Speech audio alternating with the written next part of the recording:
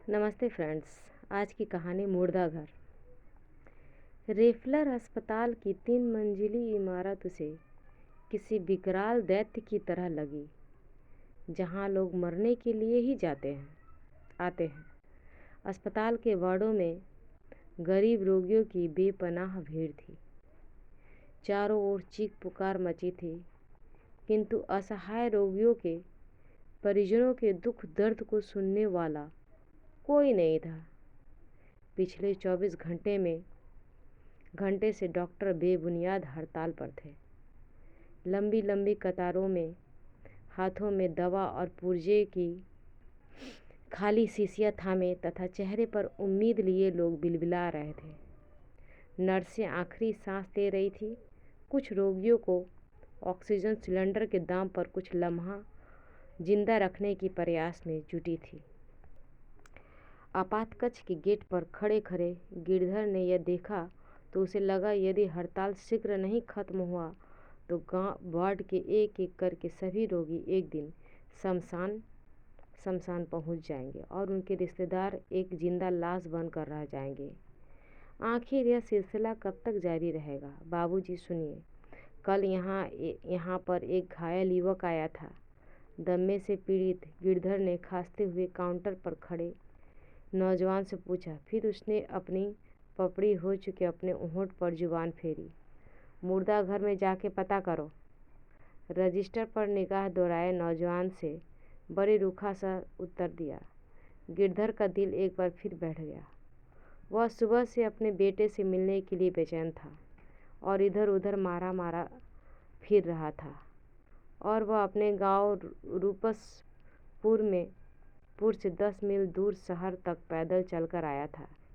एक तो बूढ़ा आदमी, ऊपर से मीलों की पैदल यात्रा। इस थकान से उसकी हालत खराब हो गई थी। नौजवान का कंपाउंडर का 2 टूक जवाब सुनकर गिरधर का दिल बैठ गया। वह कुछ देर खड़ा खड़ा ना जाने क्या सोचता रहा। गिरधर के समीप खड़ी एक औरत से रहा नहीं गया और नौजवान को घूरते हुए बुदबुदाई, ये लोग इंसान है या मशीन? क्या इनके घर में कभी लोग बीमार नहीं पड़ते या किसी रिश्तेदार के साथ कोई हादसा नहीं होता? तब तक मलिन चेहरे के लिए गिरधर काउंटर छोड़ चुका था। वह लाठी का सहारा लेकर मुर्दा घर की ओर जा रहा था।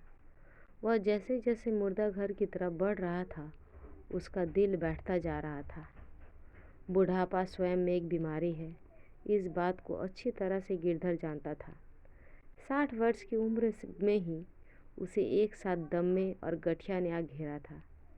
ज़्यादा पैदल चलने पर उसकी न केवल सांस फूलने लगती बल्कि पैरों के जोड़ों में भी दर्द शुरू हो जाता था। फिर भी उसने लाडले की खोज खबर लेने के लिए वह दिन भर मुर्दा घर सा दिख रहे अस्पताल के वार्डों का चक्कर काट रहा था। कल ही उसका इकलौता जवान बेटा साधु शरण चुनावी हिंसा का शिकार हुआ था। बूथ लुटेरे की गोली से बुरी तरह से घायल उसके बेटे को पुलिस ने उठाकर अस्पताल में पहुंचा दिया था। गांव छोड़ने से पहले उस अभागे गरीब को यह भी नहीं पता था कि उसका बेटा जीवित है या नहीं। गिरधर के बुढ़ापे का एकमात्र सहारा साधु शरण था। घर का चिराग था जो बाबू साहब के खेत खलियानों में मजदूरी करके किसी तरह घर गृहस्थी की गाड़ी खींच रहा था। लेकिन कल गांव में मतदान के दौरान बूथ लुटेरों ने अंधाधुंध फायरिंग कर उसे गंभीर रूप से घायल कर दिया था। बूथ लुटेरे कोई और नहीं, गांव के बड़े लोगों के बिगड़ैल बेटे थे। मौके वारदात पहुंची। पुलिस ने अन्य घायलों के साथ साधु शरण को उठाकर अस्पताल में भर्ती करा लिया था, लेकिन यहाँ के डॉक्टरों ने ऑपरेशन के दौरान उसे मृत घोषित कर दिया था। इस बात से अनजान गिरधर अस्पताल में बेटे की खोज खबर लेने पहुंचा था। टूटे हुए भारी कदमों में गिरधर मुर्दा घर की ओर बढ़ गया था। उसकी आंखों में अजीब बेबसी झलक रही थी। सहसा आंसू की कुछ बूंदें उसके होंठ पर आ गिरी। उसने सोचा भी जी भर के रो ले, किंतु वह रो न सका। मुर्दा घर के निकट उसके पांव जम गए। उसे लगा जैसे वह बेहोश होकर गिर पड़ेगा और मुर्दा घर के मुर्दों के भांति वह भी मुर्दा हो जाएगा। क्या इधर तमाशा देखने आए हो? मुर्दा घर के भीतर से एक कड़कड़ाती आवाज़ सुनाई पड़ी, जो डोम काका डोम की थी। गिरधर कुछ यूं ही सहम गया, मानो उसे काटो तो खून नहीं। इससे पहले कि गिरधर मुर्दा घर के भीतर झांकता, घुघराले बालों वाला एक काला कलूटा आदमी बाहर आया। मुंह से धुएं का गुब्बारा छोड़ते उसे घूरा। एक लाश की पहचान करनी है। किसकी? साधु की। साधु कौन? मेरा बेटा, मेरा चिराग जो घर की रोशनी था। कहते कहते वह दहाड़े मार कर रो पड़ा। अस्पताल के घंटों चक्कर लगाने के बाद उसका धैर्य जवाब दे चुका था। काका डोम भी एक बूढ़े बाप की आंखों में आंसू पर दहल उठा, जो अपने पेशे से किसी भी पीड़ित व्यक्ति के आंसू को ढाल समझता था। उसने गिरधर को ढाढ़स बंधाया और पूछा, पुलिस का पर्चा लाए हो? उसकी आवाज़ में सहानुभूति थी, फिर भी गिरधर जैसे काँप रहा हो, मानो वह किसी गहरे और अंधेरे कुएं में जा गिरा हो। उसने संभलते हुए कहा, नहीं तो फिर बेटे की लाश नहीं देख सकता। यह काका डोम बड़े इत्मीनान से बीड़ी की कस लेने लगा। उसके चेहरे पर भयानकता थी, बिल्कुल शमशान के चंडाल के भांति, जैसे मुर्दा घर में पड़ी लाशों का जमराज वही हो। बहुत दूर से आया हूँ बाबू, थोड़ी सी रहम करो। मुझे अपने बेटे की लाश की पहचान के लिए अंदर जाने दो। यह कहते कहते गिरधर तड़प उठा और फिर उसने काका डोम के सामने हाथ जोड़ दिए। तभी अस्पताल के बरामदे में सीढ़ियों में से दो नौजवान आते दिखे। उनके साथ एक डॉक्टर भी था।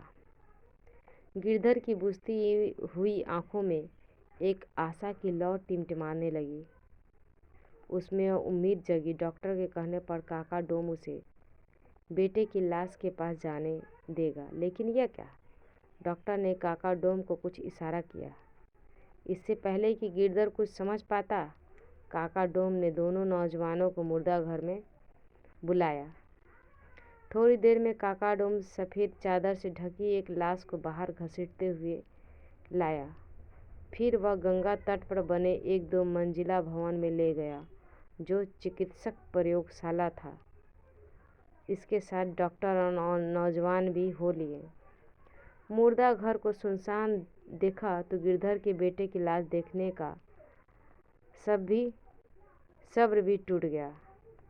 फिर बिना मौका गंवाए वह मुर्दा घर के भीतर दाखिल हो गया।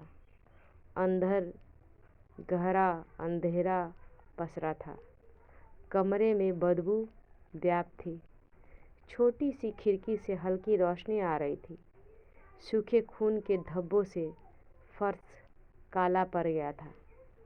जब गिरधर ने महसूस किया कि उसके पैर के नीचे बर्फ़ का कोई टुकड़ा है, उसने झट से पैर को पीछे किया। सारांध के भपके से गिरधर का सिर चकराने लगा। गिरधर को लगा कि अगर वह यहाँ से जल्दी नहीं निकला तो बेहोश होकर गिर पड़ेगा। उसने साहस बटोरा। कोने में पड़ी लाशों के बीच वह अपने बेटे की लाशों को तलाशने लगा। 4-5 लाशों के चेहरों को और निकट से देखा, लेकिन वह अपने बेटे की लाश नहीं ढूंढ पाया। वह मुर्दाघर से बाहर निकलने के लिए पलटा ही था कि ठिठक गया। उसके दिल की धड़कन तेज हो गई और फिर उसकी आंखों में आंसू निकल आए। फिर वह चीखें मार कर गिर पड़ा।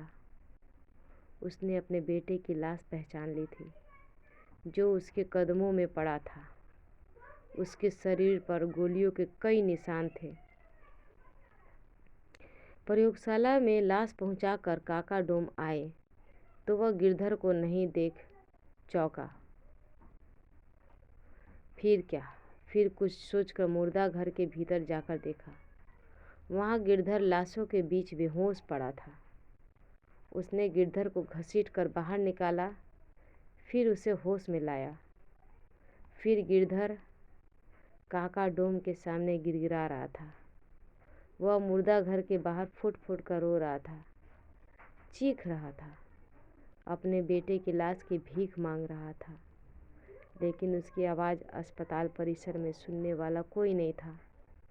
उधर मुर्दा घर के बाहर चबूतरे पर बैठा काका डोम बीड़ी का कस लेते हुए यह सोच रहा था कि दुनिया के सबसे बड़े लोकतांत्रिक राष्ट्र का नागरिक गिरधर चुनावी हिंसा के शिकार अपने बेटे की लाश का अंतिम संस्कार भी नहीं कर सकता।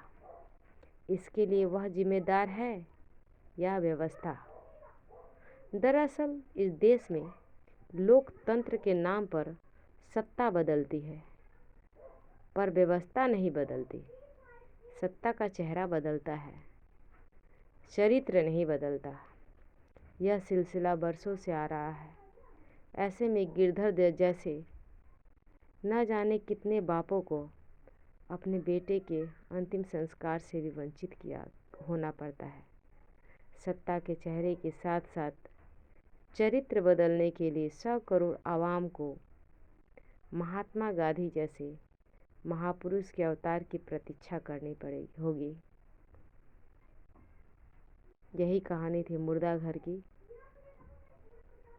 कहानी अच्छी लगे तो चैनल को लाइक सब्सक्राइब अवश्य करें। धन्यवाद। फिर मिलेंगे एक नई कहानी के साथ।